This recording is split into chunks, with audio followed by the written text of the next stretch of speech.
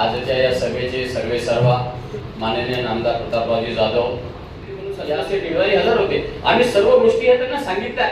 भाऊंना मी स्पष्ट सांगितलं, म्हटलं भाऊ ज्याला 10,000 रुपये टॅक्स होता त्याला 12 आला, त्याला 14,000 आला, मी समजू शकतो.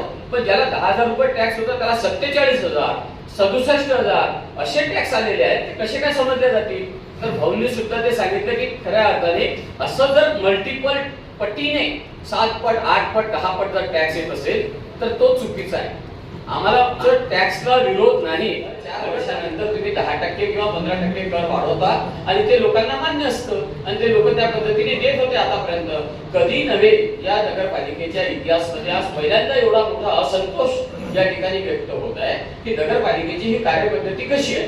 एक गोष्ट लक्षात घ्या की नगरपालिकेवर नवपाचं प्रशासन काळ जेव्हा होता, जेव्हा मुख्याधिकारी सर्वेसर्वा होते, त्यांनी प्रशासकीय ठराव घेऊन त्या पद्धतीची नगरपालिकेची कर आकारणी आपल्या या ठिकाणी केलेली आहे. 10,000 टॅक्स येत असेल त्याला जर आज 70,000 80,000 8 पट टॅक्स येईल, तो कसा भरेल?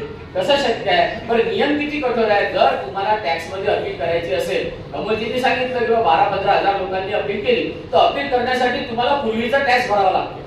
त्याच्याशिवाय तुम्ही अपील करू शकत नाही. म्हणजे तेही नगरपालिकेने भरून घेतले आमच्याकडून. बरं नगरपालिकेने आम्हाला 1200 रुपये दर वर्षाचं पाण्याचं बिल होतं. दर वर्षाचं 1200. कुछ ही नहीं, तुमने 600 रुपये कैसे बढ़ा दिए? म्हणजे काय चालू आहे, काय पद्धत आहे काम करायची आणि त्या पद्धतीत बसतं हे आम्हाला समजत नाहीये. ते आम्हाला समजून सांगा, तर तेही कोणी समजून सांगायला तयार नाही. कोणी बोललं की बा आम्ही त्याच्या विरोधात झाले असं होऊन जातं. असं आमचं काही म्हणलं नाही. तुम्ही चांगलं जे काही कराल त्याचं कौतुक करण्यासाठी जनता आम्ही तयार आहोत. तुम्ही जे काही तुमचं चुकलं असेल तर तुमच्या लक्षात आणून देण्यासाठी आम्ही तयार आहोत. परंतु तुम्ही जर का झोपेचं सोंग घेतलं तर मग आम्हाला उठवणं कठीण आहे.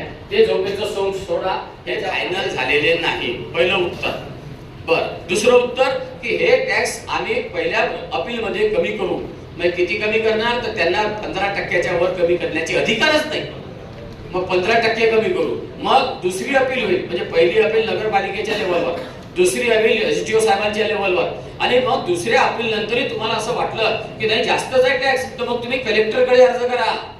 मग कलेक्टर साहेब त्याच्यात निर्णय घेतील. मग ते परत 10% कमी करतील. अरे हे दोघांनी जर आपले अधिकार वापरले तरी 30%च्या वर 40%च्या वर टॅक्स कमी होणार नाही. अरे इथं पटीने आले आहे ना, तुम्ही टक्क्यांनी काय कमी करता?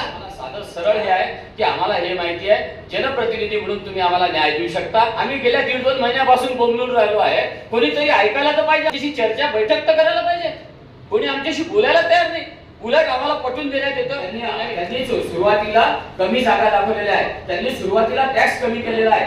अहो बाबा ते सर्व तुमचं म्हणणं बरोबर असेल तरी ज्या व्यक्तीला 10,000 टॅक्स येत असेल त्याला जर आज 70,000 80,000 8 पट टॅक्स येईल, तो कसा भरेल?